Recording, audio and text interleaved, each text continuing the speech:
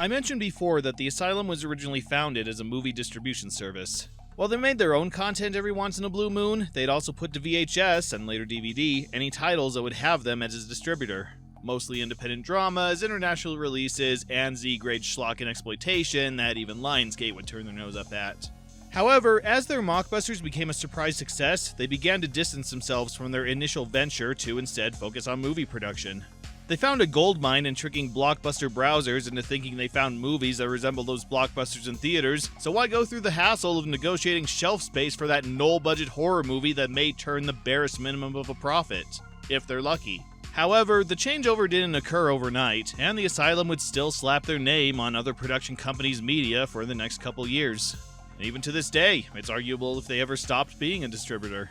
While I previously stated that I wanted to focus on movies actually produced by the Asylum, i.e. films with a major figure at the Asylum listed as producer, there are a couple that the Asylum themselves still hold claim to in some capacity. I was recently notified that Jane White is Sick and Twisted is technically not an Asylum movie. It was independently financed and produced without the studio's involvement. But here it is, listed on the Asylum's official site, so I'm still counting it as an Asylum movie. And there are a couple other titles that the Asylum still at least claims distribution rights to, so for the sake of this retrospect, I will be counting those movies as well. If the Asylum still claims them, I think it's fair that they should share in the blame for the turnout. And one such movie is the 2006 horror flick Night of the Dead, Leben.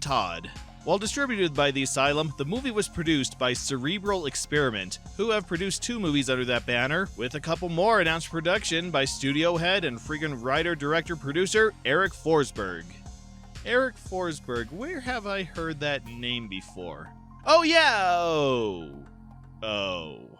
Yeah, this guy hasn't had the best track record on this show so far. Sure, I've only featured 2 of his movies, but both have been not only some of the worst Asylum movies I've ever seen, but some of the worst viewing experiences I've ever had to endure. Just hearing this guy's name triggers unpleasant images of body horror, gratuitous nudity, and just overall tastelessness that makes my skin crawl. Especially when I think of all the other movies of his I still have to get through. But, unlike those other 2 movies, this project is all him. Maybe it was just studio interference that prevented him from getting any style or quality across, and he just needed his own personal project to show the world what he's capable of. Will this be the movie to truly showcase his talent and change my opinion about his work? Well, let's pry open this morgue cabinet and see how much this rotten corpse stinks. In a research lab dedicated to life extension, Dr. Schreklich works tirelessly in his pursuit for a cure for death. Accompanying him is his nephew Peter, who's also brought his pregnant wife Anais, who's suffering from a mysterious illness and isn't allowed to leave the facility. Unbeknownst to Peter and Anais, Schreklich has indeed found a way to bring the dead back to life. But only partially, as anyone he's tested his serum on has been reawakened as a rotting, flesh-hungry zombie, including his own wife and daughter, whom he keeps locked up in a secret room in the building, feeding them human flesh whenever it becomes available. But when the doctor's wife manages to escape her imprisonment, things go to hell quickly as the dead rise and overpower everyone in the building. Will Peter and Anais manage to escape the horde of undead with their lives? Did the executive producer later go on to compete in Guy's Grocery Games? So seeing as how this is an Eric Forsberg movie, one he can 100% claim as his own, I guess this is a good opportunity to start over and introduce him properly. Because, according to IMDb, he has one of the most exciting stage and film lives I've ever read about. He's the son of Rolf Forsberg, an independent filmmaker who's been making shorts, films, and TV series since the 60s, mostly religious and historical documentaries and dramas, and who's apparently still alive, at least as of 2015. His mother Josephine taught improv to such future comedians as Harold Ramis, Bill Murray, Peter Boyle, and George Wendt. He's been making movies and short films since he was 9, and for most of his teen and young adult life, he was an actor and director for the famous Second City and Players Workshop troupes in Chicago, where he worked with too many famous names to list here. He's also worked with John Waters and the Fright Fest at Six Flags. I'll try to act surprised there. And since 1997, he's been writing and directing movies for the Asylum, the Sci-Fi Channel, and his own Cerebral Experiment banner. Oh, and he's apparently an accomplished poet. Cherry on top of the sundae, I guess. So yeah, not bad. Not bad at all. I wish I could have accomplished half the stuff this guy did when he was half my age. You know, if it's true. It's a shame that I had to be introduced to him through what I hope is his worst work. Like if the first Francis Ford Coppola movie I saw was Jack, or I was introduced to George Lucas through Howard the Duck. I probably would have written them off as hopeless as, well, how I originally wrote off Eric Forsberg. So, okay, I'm willing to give this guy another chance. And, since this is his movie, this is the perfect showcase of his decades of talent. So what did I think of this movie? One where the blame can't be passed on to anyone but him? Well, as you've probably figured, I thought this movie was well and truly... okay, actually pretty enjoyable.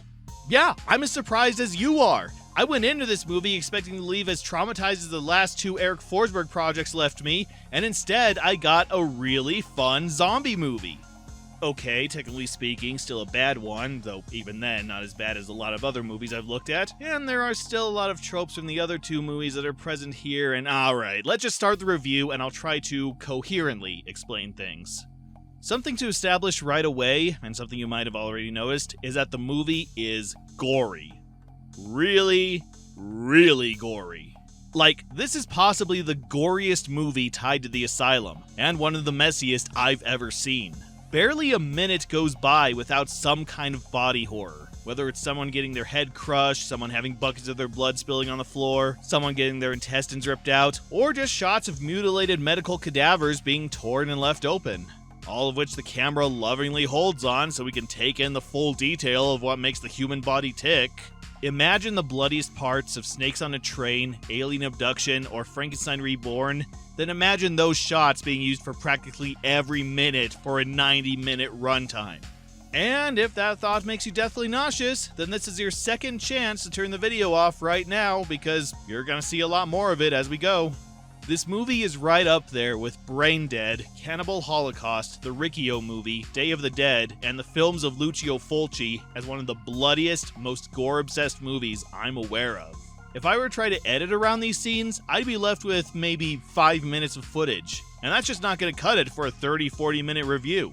So yeah, I'm not making any ad revenue off this video, and if it disappears from the platform altogether, well, it'll be the least surprising takedown of one of my videos so far. So why do these elements work with this movie and not the other Asylum movies I mentioned? Easy.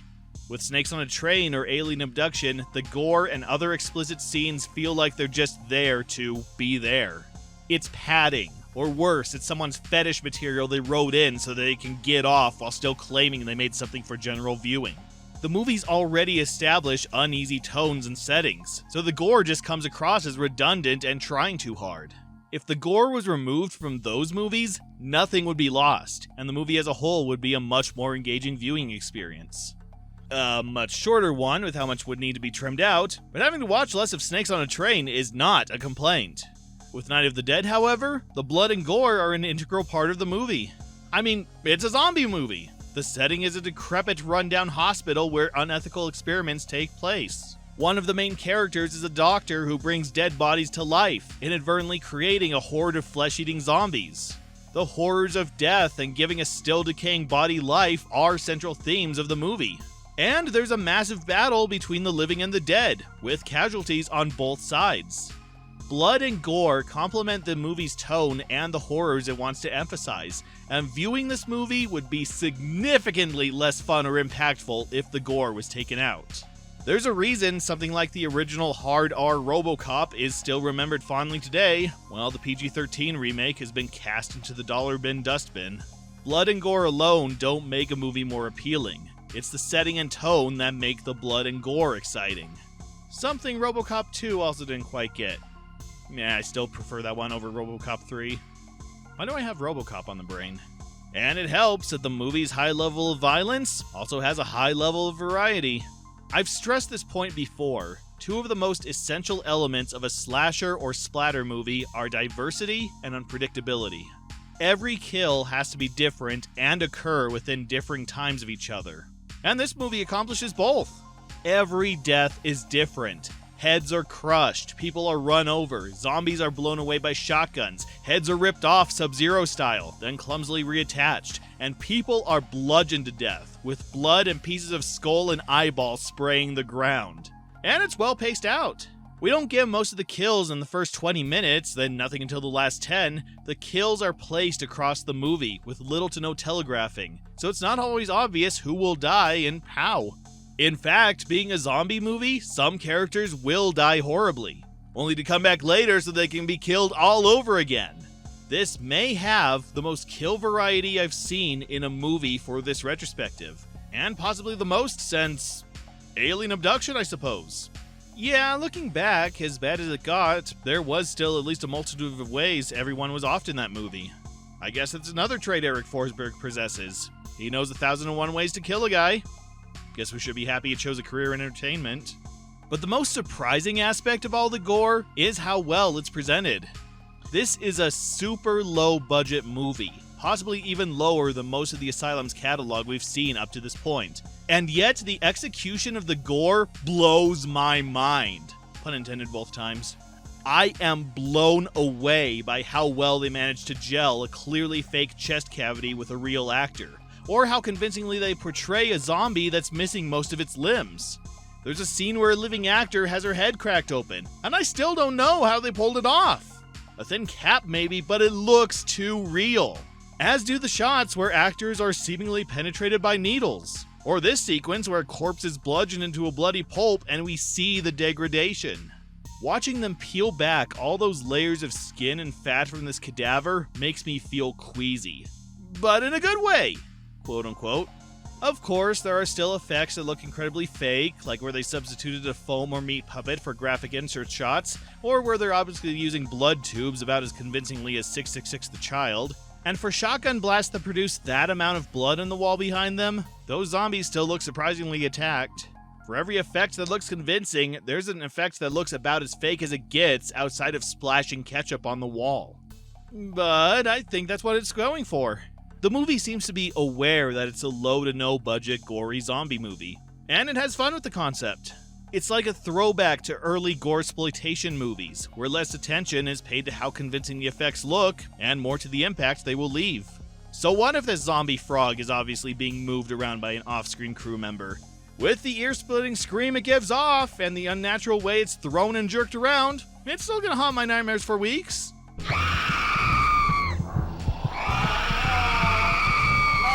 Still less creepy than the frog in a blender cartoon.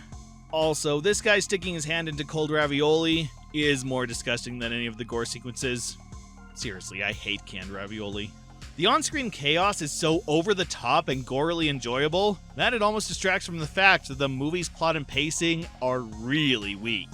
This is one of those movies where everything happens, and yet nothing happens. The plot centers around Dr. Schreklich and how his cure for death turns corpses into flesh-hungry zombies. But on top of that, his family was accidentally killed in a car accident, and he has to keep their reanimated bodies locked away and constantly fed to human flesh. And on top of that, there's his nephew Peter, who's working for him, and his pregnant wife, who's mysteriously not allowed to leave the hospital despite her protests. And on top of that, there's a couple who rush their dying daughter to see the doctor, and his attempts to keep her alive accidentally kill her father, so he has to experiment to resurrect both. And on top of that, the doctor's keeping his failed experiments in the basement, and he has to keep them at bay whenever he adds a new body. And on top of that, the doctor's zombie wife has gone completely insane and wants to unleash an undead army on the world. And on top of that, there's a romance between two of the doctor's assistants. And eventually, Peter finds out about the zombies, and eventually the zombie uprising occurs, and our characters have to fight their way out, and one of them is bitten and slowly turning, and... And yet, with everything happening, the movie still has to stretch out its runtime by including long, often unbroken sequences of corpse dissection, zombie feeding, and even just people walking down the hall. A good chunk of the movie is just people walking down dark corridors, or talking in doorways, or being chained up in the room somewhere. It's like one of those walking simulator games, where they tell maybe a page of story, then you have to walk somewhere and meander around until you finally find the next page. And hopefully you still remember the previous page and the time it took you to find the next one. It's a similar problem to the other two Eric Forsberg movies we've seen, except not as bad. Alien Abduction and Snakes on a Train felt like they were searching for an ending and getting distracted every 2 minutes. This movie knows how it wants to end, it's just taking its own sweet time getting there. It's the difference between being hungry and riding with a friend who's taking you to Texas Roadhouse, but there are traffic jams on every street as you still make it there eventually, versus riding with a friend who has no idea where they want to go, stops at seemingly every store and leaves you in the car for hours at a time, then finally just pulls into some no-name pizza place with a C grade from the health department that probably closed 5 minutes ago. you're more likely to remain friends at the end of one of those scenarios. Besides, the movie establishes that plot isn't exactly its driving force, and that it's reliant on its copious amounts of gore and cast of characters to carry it to the end. And this is some damn fun gore and some damn fun characters. Dr. Schreklich is your typical mad scientist character, and the actor is having a blast portraying him. The over-the-top German accent, the bumbling demeanor, the seemingly friendly personality that can quickly turn ugly if pushed too far, he's all the traits of all the threatening yet goofy mad scientists we've seen in fiction all rolled into one. He's like a living cartoon. He chews more scenery than the zombies chew people, and he's a delight to watch from beginning to end. But there's also a tragic side to his character. His family was accidentally killed a year before the movie takes place, and he was forced to use an untested serum to resurrect them into ravenous yet intelligent living dead, or Leben as he calls them. All he wants to do is fix his wife and daughter, bring them back to normal, and it tears him apart that he's forced to lock them away and feed them human flesh. There's both a macabre wonder yet insane desperation to his work as he rushes to develop a cure for death. And you feel his frustration when things don't go right and he's forced to write his latest experiment off as a failure. And that he's haunted by his failures, especially when he's confronted by them in the basement he keeps his zombie test subjects in. Of course, it doesn't go too far in a tragic sense, I don't think he gets a crying scene, but when he's hugging his zombie daughter, you can see the hurt in his eyes, and the desire to make things right. But if you thought he was already at full ham, he truly comes to life when he's dead. As soon as he literally loses his head, he sheds all humanity and fully embraces the mad scientist take over the world muhaha Saturday morning cartoon persona. I think this actor was born to play. The movie is worth sitting through just to watch him devour the scenery while making these faces and doing his best Dr. Strangelove impression. I believe that even the simplest chunk of flesh has every right in the world to be alive and conscious. You're insane! Yes, but who gives a shit? Matching Dr. Schreklich's performance is the actress playing his wife, Shotzi. Shotzi Schreklich. That sounds like either a cheap lager or a premium option in a fantasy convention sex dungeon. But despite that, she's a brilliantly malicious compliment to the doctor's mad scientist demeanor. She was killed in a car accident, and the formula that brought her back to life, as well as her months of isolation, did not do wonders for her psyche. She likes being a flesh-hungry zombie, and she wants to be let out into the world, humanity be damned. She tries to manipulate the doctor into letting her out, playing to his emotions and their bond as husband and wife, not afraid to let it all hang out and tempt him with memories of their bonding time. But she's short-tempered and finicky, demanding large quantities of fresh flesh she has an uncontrollable compulsion to eat, and attacking her husband and even her daughter when she can't get what she wants. She displays all the attributes of a mindless, ravenous beast, yet she retains her intelligence as a human, making her twice as dangerous. And the splatter really hits the fan when she escapes her confinement, killing her husband and resurrecting him and every other corpse to amass an army of the dead to take over the world. Again, she's a tragic villain, as it suggested that before the accident she was normal and loving, and she should have just been left dead. But that doesn't mean the actress can't enjoy herself. Just the smile she gives during these scenes can send a chill down your spine, yet also let you know this actress is having the time of her life. She's a classic Disney villain come to life. If they ever make a live-action version of Tangled, she has to be on the shortlist to play Mother Gothel. Yeah, I was tempted to say Cruella, but that role's been pretty well covered already. Twice. Then there's the daughter, Christy. And yes, she's played by the director's real-life daughter. And yes, this is another movie where she's brutally killed. By the director himself this time. But here, it's story-related, and she has quite a prominent part in the movie. She pulls off the creepy zombie kid identity quite well, especially for someone who was only 7 at the time. Now, being a young kid, they could have dialed her annoyance up to 11 and had her scream and throw a fit every time she had a scene, but she's surprisingly restrained, while still acting like a kid. A kid on a steady diet of Xanax tablets, but she can freak out when she needs to. Dr. Schreklich's nephew Peter also gives a good performance. Compared to the doctor and his family, Peter's performance is toned way, way down, and he's more the straight man to the others' more cartoonish depictions. He's kind of boring and straight-faced, but he serves as a welcome relief when we're getting too much ham from the doctor and his associates. He's an assistant to his uncle, and someone who wants to learn about the workings of the body and be seen as competent in his uncle's eyes, whom he does respect.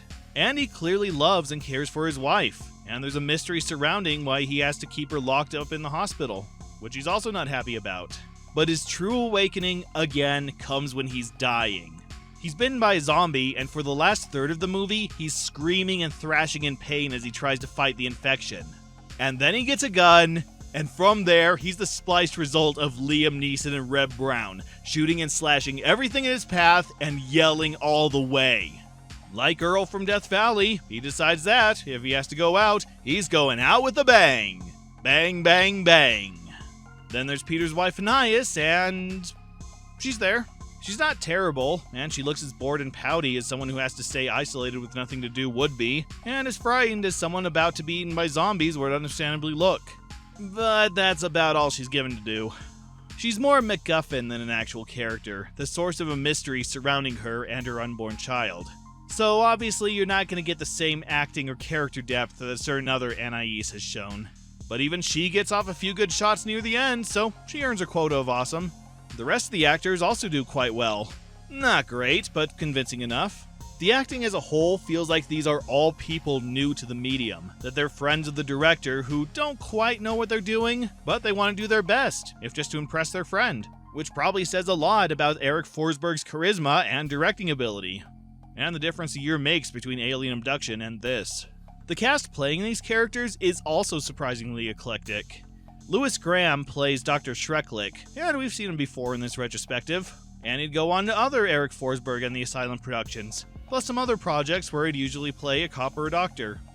Well, there are worse things to be typecast as. Deirdre Lyons plays Shotzi, and she's also been in other Eric Forsberg productions, plus a surprising career starring in interactive movies and exhibits. However, the movie most people would probably know her for is unfortunately The Amazing Bulk. I'm gonna have to find an excuse to review that one of these days. Joey Jalian plays Anais, and she has a total of 6 titles to her name. But she was a voice double for Trish Stoss on WWE SmackDown vs. Raw 2007, which also featured Asylum regular AJ Castro. Scarlett Garcia was in a season of Beauty and the Geek, Carla Valentine has a recurring role in Misguidance, and a lot of the rest of the cast went on to a lot of stuff.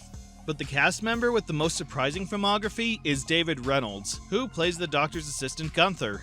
He has a very extensive resume ranging from 1989 to 2016, and he's featured in shows from Chuck to Freddy's Nightmares to Monk to Malcolm in the Middle to Firefly, as well as voicing characters for the games Pirates and Battle for Dune, and appearing in other splatter horror movies, like House of the Thousand Corpses and The Hills Have Eyes 2. But probably his most recognizable role was as White Power Bill from Arrested Development, which is also his IMDb profile pic. Oh, and he was also in an Asylum movie. Might as well toss that one in. And then we have the brief return of Charles Schneider, whom we've seen several times, and this looks like the last we'll see of him. I understand he was Eric Forsberg's BFF for a while, collaborating with him ever since their first short film in 1979. He's also appeared in Tombstone, Beetlejuice, Who Framed Roger Rabbit, and did some writing for the Tom and Jerry and Puccini cartoons. His resume's mostly trailed off since 2008, but he's done some impressive work, and I wish him luck with whatever he's doing now. As long as he hasn't modeled himself after his film roles. The technical work on this movie is surprisingly decent, and not as distracting as you'd think. The movie is edited in a purely linear progression from beginning to end, and I don't recall any scenes where I was confused where we are or what's happening. And the movie knows to keep shots long for more atmospheric scenes, and short for intense action sequences.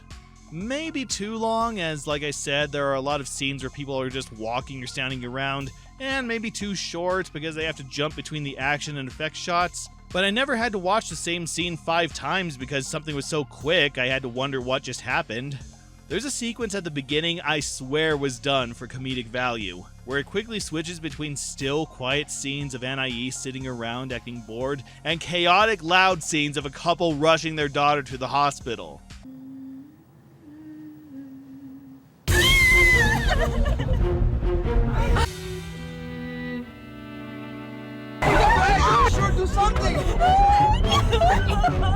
I'm sorry, even knowing the context, that's just funny. The camera work's also not bad.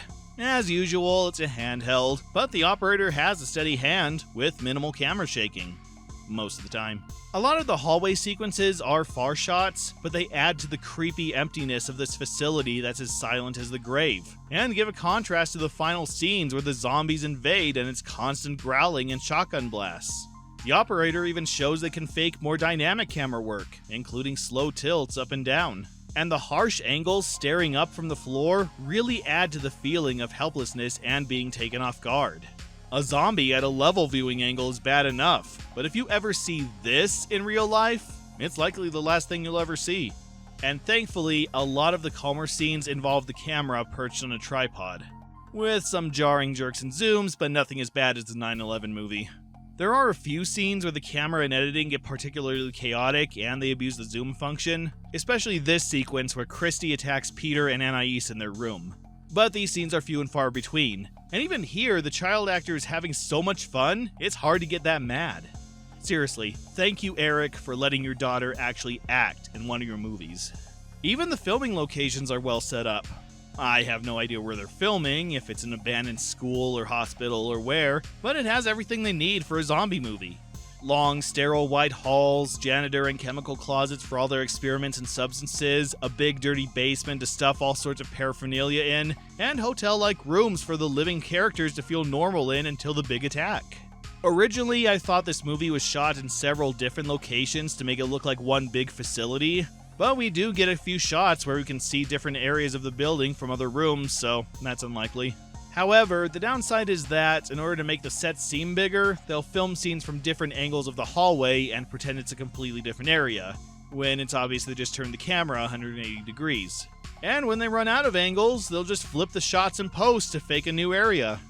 Which, as I've pointed out before, if you're going to do, make sure there's no text in the shot. Or maybe they accidentally stepped through the looking glass and they're helping Alice fight off zombies in her world as well? That won't be necessary. She has her side covered. As I explained in detail, the practical effects are really good. There's so much blood and gore utilized in this movie, and such a variety to how many ways it's presented. If you can stomach it, I'd recommend freezing on a couple of these scenes just to see if you can find any seams where the effect starts and the actor ends. The other effects are about what you'd expect from this level of movie. They thankfully don't utilize many digital effects or transitions, but you will notice them, like the stock gun flash graphics. The tinting is not as bad as it could have been, with a lot of the movie either left at a natural tint or a very faint green or blue that you'd have to be looking for to notice. It does get annoyingly blue for scenes they try to pass off as dark or nighttime, but it's not the only tint used throughout the film. However, one effect I'd like to draw attention to are these shots where they try to show pulsating dead flesh, which they accomplish by moving one side of the gory bits from the other half of the screen, then mirroring the effect. I have never seen this done in a movie, and it's an interesting way to fake movement with fake organs. Does it look convincing? Oh no, it's fake as hell. But give them credit for trying something I've never seen before and finding a no-budget way to fake movement. Much more convincing than playing the same shot over and over again to fake a pulse, like they did earlier in the movie. The sound's okay, for the most part. The movie's really good at keeping the dialogue on the same level, so we don't get fluctuating volume that requires turning it up for quieter scenes. However, the clarity depends on where the camera is placed, as I'm assuming they just used the built-in microphone for most of the audio. So one shot may have more reverb than what we were just watching, and some background noise may start and stop depending on where the camera's facing.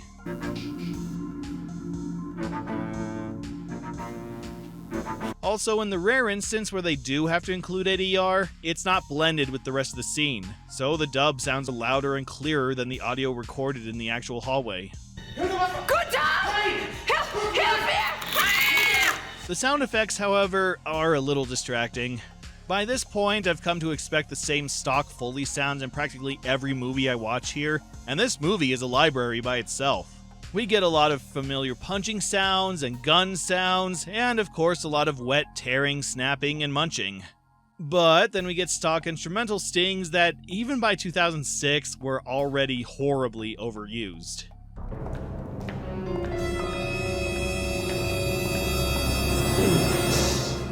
It's like the Howie scream from Way of the Vampire. When a sound has been used so often, it loses all meaning and becomes a joke.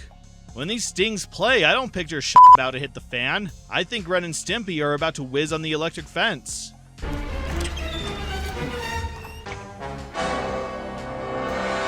The music's passable. Most of the movie has no soundtrack, relying on its dialogue and natural ambiance to convey tone. And when there is music, it's mostly very low-key synthesized piano or strings that play underneath everything else, which convey a standard aura of dread and foreboding. The only times the music picks up are when the zombies attack. Then we get a fast-paced orchestral score that builds tension for the scene.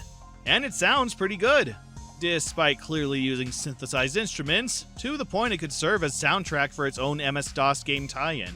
We also get a hard rock track and some kind of techno dance music near the end, which I assume were taken from a library because they don't match the styles up to this point.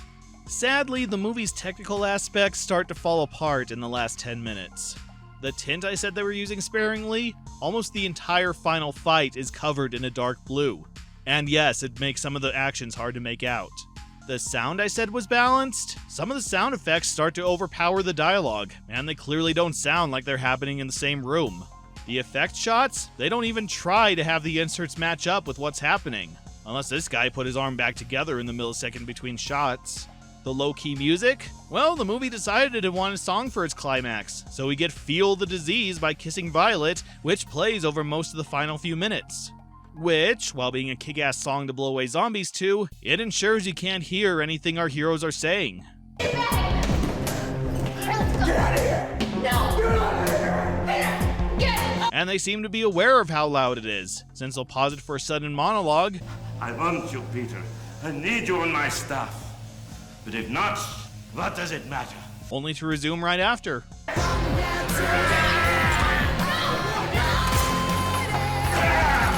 However, the most distracting aspect are these shots where the movie suddenly drops in resolution. Like we're watching it on YouTube with a bad internet connection, but this is how it's actually shown on the DVD.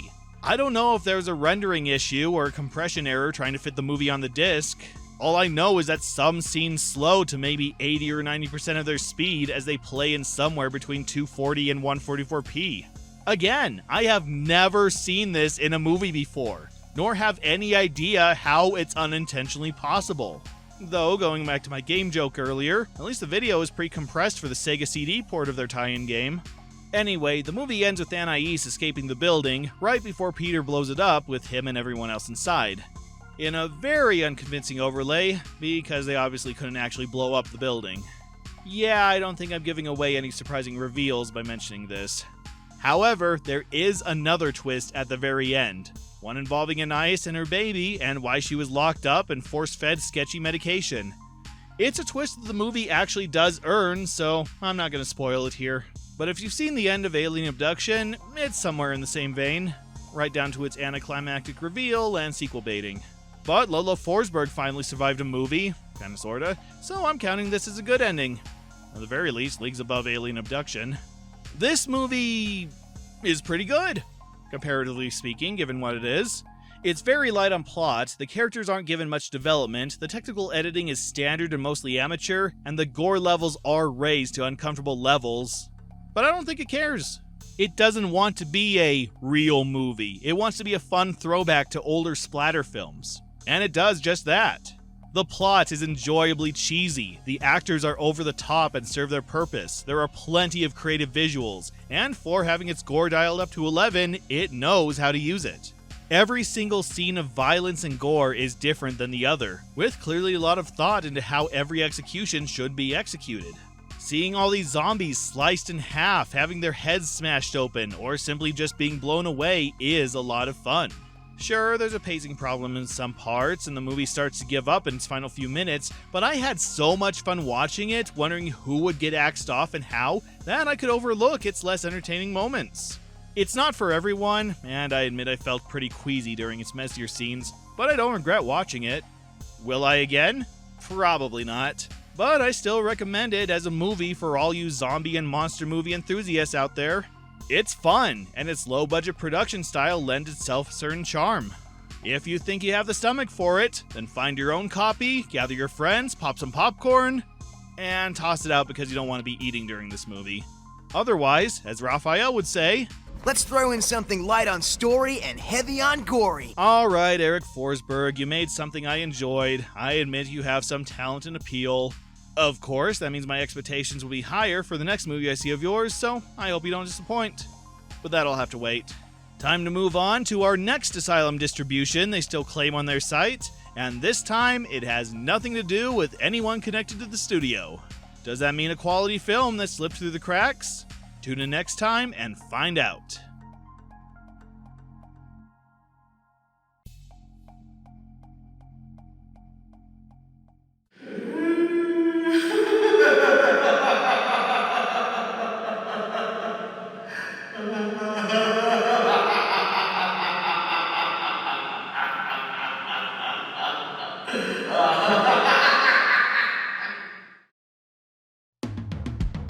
Hey there, you've reached the end of the video.